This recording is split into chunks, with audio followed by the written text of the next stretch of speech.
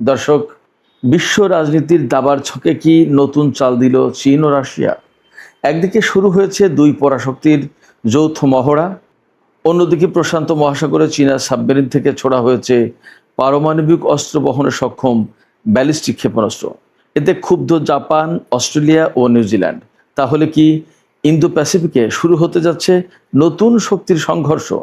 আর আমেরিকার জন্য এর অর্থ কি? আজকের বিশ্লেষণে জানবেন পুরো চিত্র। দর্শক, বিশ্ব পরিস্থিতি এখন আমরা সবাই জানি টালমাটাল। মধ্যপ্রাচ্যকে কেন্দ্র করে পশ্চিমা রাজনীতি ভীষণভাবে উত্তপ্ত।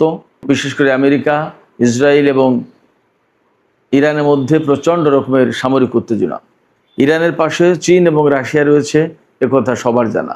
যখন মধ্যপ্রাচ্য নিয়ে আমরা সবাই ব্যতিব্যস্ত, তখন পূর্বাঞ্চলে অর্থাৎ বিশ্বের পূর্ব দিকে চীন এবং রাশিয়া যৌথ মহড়া শুরু করেছে। একদম পুরো এক সপ্তাহব্যাপী চলবে এই মহড়া। 6 তারিখ অর্থাৎ আজ 6 জুলাই 2026 এই দিনে শুরু হলো চীন এবং রাশিয়ার যৌথ মহড়া। এই মহড়া চলবে আগামী 13 জুলাই পর্যন্ত। এরপরে এখানেই কিন্তু শেষ কথা নয়। এই মহড়া শেষের পরে পশ্চিম প্রশান্ত মহাসাগরে চীন এবং রাশিয়া যৌথ টহল অভিযান শুরু করবে। কতদিন চলবে এই যৌথ টহল অভিযান তা পরিষ্কার করে বলা হয়নি, তবে এই অভিযান যে চলবে যৌথভাবে এটা একদম পরিষ্কার, এটা লিখিত। প্রশ্ন আসছে, এই যে যখন বিশ্ব যথেষ্ট উত্তেজনা, মধ্যপ্রাচ্য নিয়ে যখন অনেকটা অগ্নিগর্ভ রাজনীতি এবং সামরিক নীতি, তখন পূর্বাঞ্চলে বিশ্বের পূর্ব অংশে এই যে মহড়া, এই যে যৌথ টহল প্রশান্ত মহাসাগরে, আসলে এগুলো আমেরিকা বা তার মিত্রদের জন্য কি বার্তা দিচ্ছে? রাশিয়া আসলে কি বার্তা দিতে চায়? চীন কি বার্তা দিতে চায়? দুই দেশ সম্মিলিতভাবে যৌথভাবে আমেরিকার জন্য আসলে কি বার্তা দিতে চায়, কি করতে চায় তারা? এপাশে একই সাথে আরেকটি গুরুত্বপূর্ণ খবর আছে, যেটা বলেছি, জাস্ট আমি আপনাদেরকে একটু স্মরণ করিয়ে দিই, তারপরে বিস্তারিত আলোচনা আসবো। চীন কিন্তু আজকে মহড়ার শুরুর দিনেই সাবমেরিন থেকে এমন একটি ব্যালিস্টিক ক্ষেপণাস্ত্র ছুড়েছে যে ব্যালিস্টিক ক্ষেপণাস্ত্র পরমাণু অস্ত্র বহনে সক্ষম। এটা কিন্তু বিশেষভাবে আমেরিকার জন্য স্পেশাল মেসেজ ক্যারি করছে, স্পেশাল সিগন্যাল। কি সেই মেসেজ আমি ভিডিওর পরের অংশে আলোচনা করব। প্রথমে যৌথ মহড়া কেন, এর গুরুত্ব কি, বিষয়টা কি, এইটা নিয়ে আমি মোটামুটি একটা দীর্ঘ আলোচনা করার চেষ্টা করি। আমরা সবাই জানি বেশ বহু বছর থেকেই চীন এবং রাশিয়ার মধ্যে কিন্তু ঘনিষ্ঠতা বাড়ছে, বিশেষ করে সোভিয়েত ইউনিয়নের পতনের পর এবং প্রেসিডেন্ট ভ্লাদিমির পুতিন ক্ষমতায় আসার পর। এই যে দুই দেশের ভেতরে পারস্পরিক সম্পর্ক বেড়েই চলেছে, ঘনিষ্ঠ হচ্ছে। এই সম্পর্ক বেড়ে চলা বা ঘনিষ্ঠ হওয়ার ভেতরে আরও কিছু ব্যাপার আছে।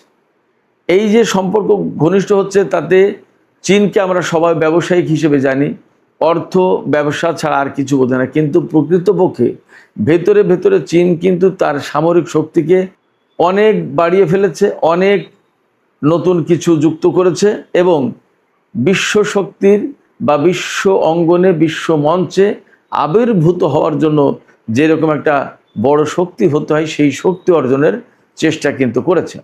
ওপাশে সোভিয়েত ইউনিয়নের পতনের পর আমেরিকার মোকাবেলায় রাশিয়াকে দাঁড়াতে হলে একটা শক্ত অর্থনৈতিক সাপোর্ট বা সমর্থন প্রয়োজন ছিল।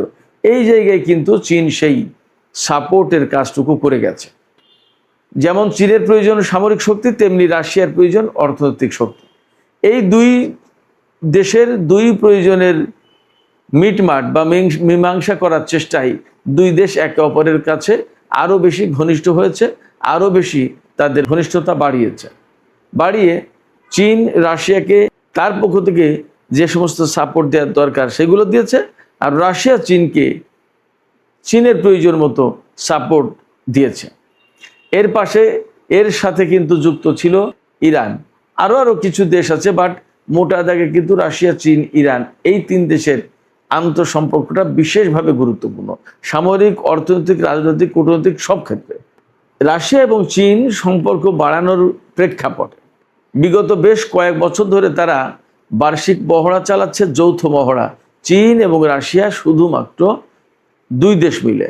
সেই মহড়া কখনো কখনো এই চীনের অঞ্চলে অর্থাৎ দক্ষিণ চীন সাগরের দিকে, প্রশান্ত মহাসাগরের দিকে, পশ্চিম প্রশান্ত মহাসাগরের দিকে হচ্ছে, আবার কখনো কখনো রাশিয়ার দিকে হচ্ছে। যাই হোক, এবারে যে মহড়া হচ্ছে, এই মহড়া মূলত চীনের উপকূলীয় অঞ্চল বা চীনের পানিসীমা থেকে শুরু করে এই মহড়া শুরু হচ্ছে পশ্চিম মহাসাগরে। তার মানে এই যৌথ মহড়া পরিচালনার জন্য রাশিয়া তার নৌবাহিনীকে এখানে পাঠিয়েছে। কি কি পাঠিয়েছে রাশিয়া? রাশিয়া পাঠিয়েছে 5 থেকে 7টা নৌ ইউনিট, কয়েকটি frigate, corvette, diesel engine submarine এবং রেস্কিউ সাপোর্ট শিপ। এর পাশাপাশি রয়েছে সম্ভবত কিছু যুদ্ধ বিমান। আর চীন এই যৌথ মহড়ায় কি কি মোতায়েন করেছে সেটাও একটু জেনে নিই। চীন মোতায়েন করেছে 10টির মতো যুদ্ধ জাহাজ, 2 থেকে 3টি ডেস্ট্রয়ার, কয়েকটি ফ্রিগেট এবং করভেট, কয়েকটি সাপোর্ট এবং রেস্কিউ শিপ। এখন এই মহড়ার গুরুত্বটা কোথায়, মানে কেন এই মহড়া পরিচালনা করা হচ্ছে? আমরা সবাই জানি ভারত এবং প্রশান্ত মহাসাগরীয় এলাকায় আমেরিকা এবং তার মিত্রদের, বিশেষ করে ভারত, অস্ট্রেলিয়া, নিউজিল্যান্ড, জাপান, এই সমস্ত দেশের সামরিক উপস্থিতি ক্রমেই বেড়ে চলেছে। এইগুলোর জবাব হিসেবে মূলত রাশিয়া এবং চীন তারা এই মহড়ার আয়োজন করেছে। এছাড়া কিছুদিন আগে এপ্রিলের শেষ দিকে, মে মাসের প্রথম দিকে, এই সময় আমেরিকা, ফিলিপাইন, নিউজিল্যান্ড, অস্ট্রেলিয়া এবং জাপান এরা যৌথ মহড়া চালিয়েছে। এই মহড়ার একটা অঘোষিত জবাব হচ্ছে রাশিয়া এবং চীনের এই যৌথ মহড়া। যদিও রাশিয়া এবং চীন বলছে এই মহড়া মূলত কাউকে উদ্দেশ্য করে নয়। তাইওয়ান প্রশ্নে রাশিয়া এবং চীনের ঐক্যবদ্ধ অবস্থান প্রদর্শন করার একটা মেসেজ এই মহড়ার মধ্য দিয়ে দিতে চায়, সেটা দেয়া হচ্ছে। রাশিয়া এবং চীনের মধ্যে নো লিমিট পার্টনারশিপ এই একটা বক্তব্য আছে, অর্থাৎ দুই দেশের অংশীদারিত্ব কোনো ক্ষেত্রে সীমাবদ্ধ না। এই কথা একদম আক্ষরিকভাবে প্রমাণ করার জন্য এই যে যৌথ মহড়া শুরু করা হলো বা শুরু করা হচ্ছে বা চলছে, অর্থাৎ রাশিয়া এবং চীন তারা দেখাতে চায় এই যে অংশীদারিত্ব বা মিত্রতা, এটা শুধুমাত্র অর্থনৈতিক ক্ষেত্রে তা কিন্তু নয়, সব ক্ষেত্রে, সামরিক ক্ষেত্রেও। এছাড়া আমি যে একটু আগে শুরুর দিকে বলছিলাম যে প্রশান্ত মহাসাগরে চীন এবং রাশিয়া যৌথ টহল অভিযান শুরু করবে। এই টহল অভিযানের মূল লক্ষ্য হচ্ছে যে তারা দেখাতে চায় যে প্রশান্ত মহাসাগরের মতো গভীর সাগরে চীন এবং রাশিয়া যৌথভাবে দীর্ঘমেয়াদী টহল অভিযান বা মহড়া বা তাদের উপস্থিতি বজায় রাখতে সক্ষম, মহড়া চালাতে সক্ষম, টহল অভিযান চালাতে সক্ষম। এই মহড়ার মধ্য দিয়ে আসলে চীন এবং রাশিয়া বিশ্ববাসীকে কি বার্তা দিতে চায় সেটাও কিন্তু আলোচনার দাবি রাখে। এখানে দুই দেশ যৌথ মহড়ার মাধ্যমে সারা বিশ্বকে সবচেয়ে বড় যে বার্তা দিতে চায় সেটি হচ্ছে চীন এবং রাশিয়া কৌশলগতভাবে একই ফ্রন্টে দাঁড়িয়ে আছে। এছাড়া এককেন্দ্রিক মার্কিন বিশ্ব ব্যবস্থা বা নিরাপত্তা ব্যবস্থা আমরা যাই বলি, তার বিকল্প শক্তি হিসেবে চীন এবং রাশিয়া তাদের নিজেদেরকে প্রতিষ্ঠা করতে চায়, প্রমাণ করে দিতে চায় বিশ্ববাসীর কাছে। তারা এটাও একটা বার্তা দিল যে শুধুমাত্র আমেরিকা নয়, বিকল্প শক্তি হিসেবে চীন এবং রাশিয়া উঠে আসছে। তার মানে এখানে পরিষ্কারভাবে যে এককেন্দ্রিক বিশ্ব ব্যবস্থা বা একমুখী যে নিরাপত্তা ব্যবস্থা, এই নিরাপত্তা ব্যবস্থা এবং বিশ্ব ব্যবস্থাকে চ্যালেঞ্জ করে তার বিকল্প শক্তি হিসেবে নিজেদেরকে দাঁড় করাচ্ছে। এখান থেকে মূলত তারা একদম পরিষ্কার বার্তা দিতে চায় যে ইন্দো প্যাসিফিকে পশ্চিমা জোট এককভাবে তাদের আধিপত্য বিস্তার করে থাকতে পারবে না। তার মানে এখানে চীন এবং রাশিয়া সরাসরি তাদের জন্য চ্যালেঞ্জ, পশ্চিমাদের জন্য একদম পরিষ্কার চ্যালেঞ্জ, ঝুঁকি, হুমকি যাই বলেন। এই যে দুই দেশের যৌথ মহড়া, এই যৌথ মহড়ার থেকে আমরা যে সমস্ত বার্তা তা তো পেলাম, গুরুত্ব কি এটাও মোটামুটি কম বেশি বুঝেছি। এখানে আমি আরেকটু বলি, ইরানের সাথে আমেরিকার যে যুদ্ধ, এই যুদ্ধের সবচেয়ে বড় যে ঝুঁকিটা চীন এবং রাশিয়ার জন্য, সেটা হচ্ছে এই যে ভেনিজুয়েলার তেল সম্পদ আমেরিকার দখলে নিয়ে ফেলেছে। ইরানকে যদি কবজা করে ইরানের তেল সম্পদ, জাতীয় খনিজ সম্পদ, সমস্ত সবকিছু যদি দখল করে নিতে পারত আমেরিকা, এবং মধ্যপ্রাচ্যে তার একদম অবাধ প্রভাব প্রতিপত্তি বিস্তার করতে পারত, তাহলে চীনের কিন্তু মধ্যপ্রাচ্যে প্রবেশাধিকার একেবারে সীমিত হয়ে পড়ত। তখন আমেরিকা চীনকে এক ধরনের কৌশলগত ফাঁদে ফেলে দিত। চীনের আওতায় বা নিয়ন্ত্রণে যে শতকরা 70% রেয়ার আর্থ ম্যাটেরিয়াল আছে, এই রেয়ার আর্থ ম্যাটেরিয়াল নিয়ে তখন আমেরিকা চীনের সাথে দর কষাকষি করত, যে তুমি ইরান থেকে বা মধ্যপ্রাচ্য থেকে তেল গ্যাস নিতে পারো, তবে আমাকে এই রেয়ার আর্থ ম্যাটেরিয়ালের অন্তত 50% কন্ট্রোল দিতে হবে। তখন কিন্তু চীনের জন্য মহা বিপদ ছিল। তো মহা বিপদ যখন, তখন চীন তো বসে থাকবে না, ফলে ইরানকে সাপোর্ট দিয়েছে চীন, রাশিয়া দুই দেশই। এবং এই যুদ্ধ যখন একটু তুলনামূলক বেটার সিচুয়েশনে পৌঁছেছে, আপাতত বন্ধ আছে, তখন কিন্তু চীন এবং রাশিয়া নিজেদের বাকি অস্ত্র ঝালাই করে দিচ্ছে, পরীক্ষা করে দিচ্ছে, এবং তারা এর ভেতর দিয়ে তাদের সামরিক পরীক্ষার প্রস্তুতিটাও কিন্তু যাচাই করবে। কারণ এখানে এয়ার ডিফেন্স সিস্টেম এবং অ্যান্টি সাবমেরিন সিস্টেম, এগুলো পরীক্ষা নিরীক্ষা করবে চীন এবং রাশিয়া।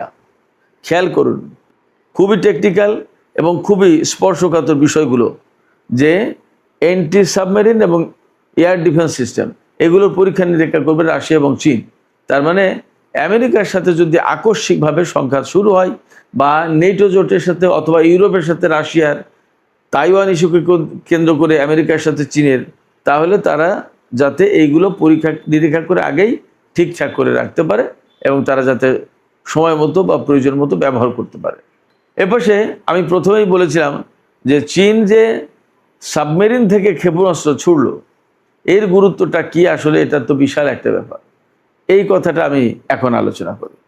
একদম সরাসরি সর্বপ্রথম যে বিষয়টা, সেটা হচ্ছে, যেহেতু সাবমেরিন পানির নিচে দিয়ে চলে, সেক্ষেত্রে লোকচক্ষুর আড়ালে থাকে, সাবমেরিন থেকে পরমাণু ওয়ারহেড বহন করা বা বহন করতে সক্ষম এই রকম ক্ষেপণাস্ত্র পরীক্ষা করার মানে হচ্ছে আমেরিকার ভূখণ্ড আর নিরাপদ থাকবে না। তার মানে হচ্ছে প্রশান্ত মহাসাগর দিয়ে হোক আর আটলান্টিক দিয়ে হোক, যেভাবে হোক, যেখান থেকে হোক, সাবমেরিন পানির নিচে দিয়ে গোপনে সংগোপনে আমেরিকার উপকূলীয় এলাকায় বা যেখান থেকে যে দূরত্ব থেকে এই ব্যালিস্টিক ক্ষেপণাস্ত্র বাড়লে আমেরিকার নিরাপত্তা বলয় ভেদ করতে পারে চীন, সেই রকম একটা দূরত্বে গিয়ে সাবমেরিন থেকে পরমাণু ওয়ারহেড বহনের সক্ষম ব্যালিস্টিক ক্ষেপণাস্ত্র যদি ছুঁড়ে মারে, তখন কিন্তু আমেরিকার যে ভূখণ্ডের যে নিরাপত্তা, এই নিরাপত্তা থাকবে না।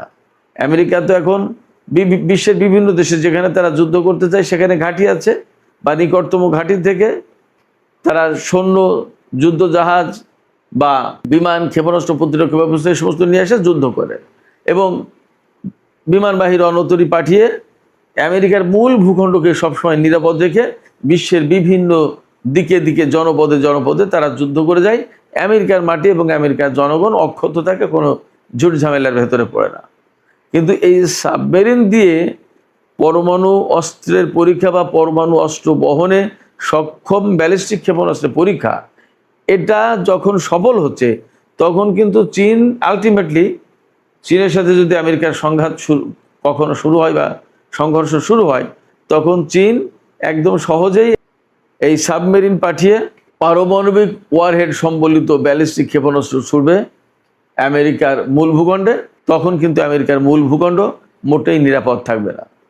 যদিও চীন তার ইন্টারকন্টিনেন্টাল ব্যালিস্টিক মিসাইল আছে এবং তার কাছে হাইপারসনিক ক্ষেপণাস্ত্র আছে, যেগুলো দিয়ে চীন থেকেই সরাসরি আমেরিকায় আঘাত হানতে পারবে, কিন্তু সেগুলো আকাশপথে হয়তো বাধাপ্রাপ্ত বা ইন্টারসেপ্টেড হতে পারে। কিন্তু সাবমেরিন থেকে যখন হামলাটা করবে, তখন ব্যাপারটা সহজ হয়ে যাবে। এই জন্য সাবমেরিন থেকে যে পরমাণু ওয়ারহেড বহনের সক্ষম ব্যালিস্টিক ক্ষেপণাস্ত্রের পরীক্ষা চালিয়েছে আজকে চীন, সেটি একটা নতুন অধ্যায় যোগ হলো চীনের সামরিক নীতিতে, এবং এটা আমেরিকার জন্য একটা বড় টেনশনের কারণ হলো। এই ক্ষেপণাস্ত্রের পরীক্ষা চালানোর পর নিউজিল্যান্ড, জাপান এবং অস্ট্রেলিয়া ক্ষুব্ধ প্রতিক্রিয়া ব্যক্ত করেছে। তারা খুব রাগ করেছে, তারা দুঃখিত হয়েছে, তারা ক্ষুব্ধ হয়েছে চীনের উপরে, যে কেন এরকম একটা পরমাণু ওয়ারহেড বহনের সক্ষম ক্ষেপণাস্ত্রের পরীক্ষা চালাচ্ছে, তাহলে কি চীন আমাদেরকে মারতে চায়? চীন আসলে কাউকেই মারতে চায় না, কিন্তু চীনকে যদি কেউ পায়ে পাড়া দিয়ে শত্রুতা করতে আসে চীনের সাথে, তাহলে চীন তাকে শিক্ষা দিয়ে দেবে। এটা হচ্ছে চীনের সামরিক নীতি।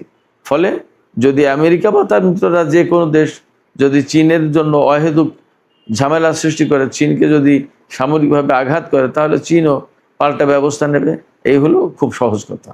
আমি প্রথমে প্রশ্ন রেখেছিলাম, তাহলে কি ইন্দো প্যাসিফিকে নতুন শক্তির আবির্ভাব ঘটতে যাচ্ছে বা নতুন শক্তির সংঘর্ষ হতে যাচ্ছে? না, এখনই আমেরিকার সাথে রাশিয়া এবং চীন যৌথভাবে যুদ্ধ শুরু করে দিচ্ছে, ব্যাপারটা এমন নয়। তারা যুদ্ধে লিপ্ত হয়ে যাচ্ছে, ব্যাপারটা এমন নয়। বরং ব্যাপারটা এই যে যদি কেউ তাদের সাথে শত্রুতা করতে আসে, যদি কেউ তাদের উপর হামলা চালায়, তাহলে তারা যাতে সমন্বিতভাবে যৌথভাবে ঐক্যবদ্ধভাবে জবাব দিতে পারে, তার একটা প্রস্তুতি। এবং এখানে যদিও সরাসরি সংঘাতের প্রশ্ন নেই, তবে আমেরিকার বিরুদ্ধে চীন এবং রাশিয়া যে সংঘাতের প্রস্তুতি রাখছে, এ কথা তো পরিষ্কার। এবং এই যে চীন এবং রাশিয়ার যৌথ পহড়া, যৌথ প্রস্তুতি, যৌথ টহল যাই বলি, এ সমস্ত সব কিছুর মূল লক্ষ্য কিন্তু আমেরিকা, তাতে কোনো সন্দেহ নেই। যদিও রাশিয়া এবং চীন তারা বলছে আমাদের এইরকম সুনির্দিষ্ট কোনো দেশকে টার্গেট করে এই মহড়া চালাচ্ছি না, বা আমাদের এই মহড়া নয়, কিন্তু বাস্তবতা হচ্ছে চীন এবং রাশিয়ার মূল প্রতিদ্বন্দ্বী কে, এটা আমরা সবাই জানি। চীন এবং রাশিয়ার মূল প্রতিদ্বন্দ্বী হচ্ছে নেটো বাহিনী এবং আমেরিকা। অতএব তাদের যত যা প্রস্তুতি, সমস্ত সব কিছু যে আমেরিকাকে লক্ষ্য করে বা নেটো বাহিনীকে লক্ষ্য করে, তাতে কোনো সন্দেহ নেই। এখানে আঞ্চলিক দেশ হিসেবে যদি নেটো জোটে যোগ দিয়ে নিউজিল্যান্ড, অস্ট্রেলিয়া বা জাপান তারা যদি কিছু করতে চায়, বা আমেরিকার সাথে কোনো নতুন জোট করে তারা যদি চীনের বিরুদ্ধে কিছু করতে চায়, তাহলে তাদের জবাব দেওয়ার জন্য চীন রাশিয়ার মৈত্রী বা অটুট বন্ধন কাজে লাগবে। তো সুপ্রিয় দর্শক, একদম আলোচনার শেষ পর্যায়ে যে কথা বলতে চাই সেটি হচ্ছে, চীন এবং রাশিয়ার যে যুদ্ধ মহড়া, এটা কিন্তু কোনো যুদ্ধের ঘোষণা নয়, কিন্তু নতুন ঠান্ডা সামরিক প্রতিযোগিতার সুস্পষ্ট শুরু, এ কথাও অস্বীকার করার উপায় নেই। সুপ্রিয় দর্শক, এখনকার আলোচনা এখানে শেষ করতে চাই।